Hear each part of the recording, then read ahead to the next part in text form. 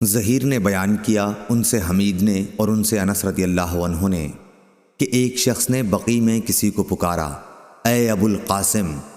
نبی کریم صلی اللہ علیہ وسلم نے اس کی طرف دیکھا تو اس شخص نے کہا کہ میں نے آپ کو نہیں پکارا، اس دوسرے آدمی کو پکارا تھا۔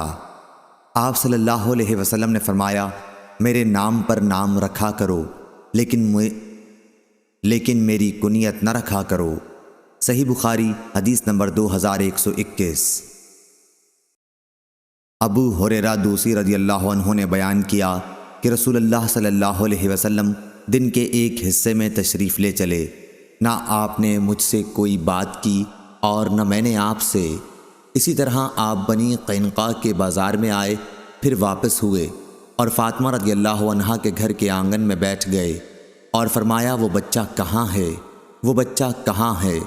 فاطمہ رضی اللہ عنہا کسی مشغولیت کی وجہ سے فوراً آپ کی خدمت میں حاضر نہ ہو سکیں۔ میں نے خیال کیا ممکن ہے حسن رضی اللہ عنہ کو کرتا وغیرہ پہنا رہی ہوں یا نہلا رہی ہوں۔ تھوڑی ہی دیر بعد حسن دوڑتے ہوئے آئے۔ آپ صلی اللہ علیہ وسلم نے ان کو سینے سے لگا لیا اور بوسہ لیا، پھر فرمایا، اے اللہ اسے محبوب رکھ اور اس شخص کو بھی محبوب رکھ جو اس سے محبت رکھے۔ سفیان نے کہا کہ عبید اللہ نے مجھے خبر دی، انہوں نے نافع بن جبیر کو دیکھا کہ انہوں نے وتر کی نماز صرف ایک ہی رکعت پڑھی تھی۔ صحیح بخاری حدیث نمبر 2122۔ موسیٰ بن عقبہ نے بیان کیا ان سے نافع نے اور ان سے ابن عمر رضی اللہ عنہ نے کہ صحابہ رضی اللہ عنہم نبی کریم صلی اللہ علیہ وسلم کے زمانے میں غلہ قافلوں سے خریدتے تو آپ ان کے پاس کوئی آدمی بھیج کر وہیں پر جہاں انہوں نے غلہ خریدا ہوتا اس غلے کو بیچنے سے منع فرما دیتے اور اسے وہاں سے لا کر بیچنے کا حکم ہوتا جہاں عام طور پر غلہ بکتا تھا۔ صحیح بخاری حدیث نمبر 2123۔ ابن عمر رضی اللہ عنہ نے یہ بھی بیان کیا کہ نبی کریم صلی اللہ علیہ وسلم نے غلے کو پوری طرح اپنے قبضے میں کرنے سے پہلے اسے بیچنے سے منع فرمایا۔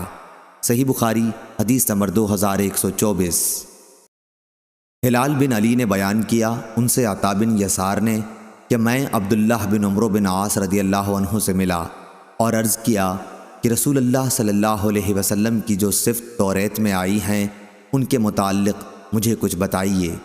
انہوں نے کہا، ہاں خدا کی قسم آپ صلی اللہ علیہ وسلم کی تورات میں بالکل بعض وہی صفات آئی ہیں جو قرآن شریف میں مذکور ہیں، جیسے کہ اے نبی ہم نے تمہیں گواہ، خوشخبری دینے والا، ڈرانے والا اور ان پڑھ قوم کی حفاظت کرنے والا بنا کر بھیجا ہے۔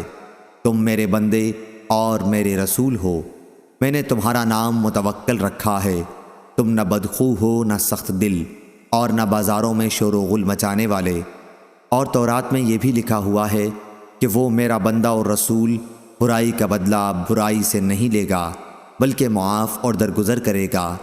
اللہ تعالیٰ اس وقت تک اس کی روح قبض نہیں کرے گا جب تک ٹیڑھی شریعت کو اس سے سیدھی نہ کرا لے، یعنی لوگ لا الہ الا اللہ نہ کہنے لگیں، اور اس کے ذریعے وہ اندھی آنکھوں کو بینا، بہرے کانوں کو شنوا اور پردہ پڑے ہوئے دلوں کے پردے کھول دے گا۔ اس حدیث کی مطابقت عبدالعزیز بن ابی سلمہ نے ہلال سے کی ہے، اور سعید نے بیان کیا ان سے ہلال نے، ان سے عطا نے اور ان سے ابن سلام نے۔ امام بخاری فرماتے ہیں کہ غلف ہر اس چیز کو کہتے ہیں جو پردے میں ہو۔ سیف اغلف قوس غلفہ اسی سے ہے، اور رجل اغلف اس شخص کو کہتے ہیں جس کا ختنہ نہ ہوا ہو۔ صحیح بخاری حدیث نمبر 2125۔